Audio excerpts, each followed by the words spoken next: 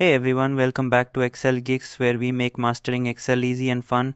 Have you ever struggled with fitting long text into a single cell without it spilling over or messing up your layout? Well, today I'm going to show you a super simple trick to shrink your text to fit perfectly inside any cell in Excel. Whether you're working on a report, a spreadsheet for work, or just organizing your personal data, this tip will save you tons of time and keep your sheets looking neat and professional. So, let's dive right in. Here we have copied the Bitcoin keywords as an example.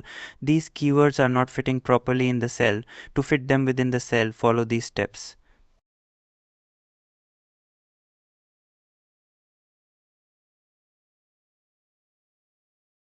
Select all the keywords. Right click with the mouse. Click on Format Cells. Go to the Alignment tab. Check the Shrink to Fit option. Click the OK button.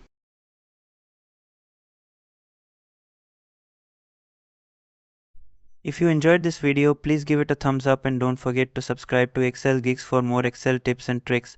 Also hit that bell icon so you never miss an update.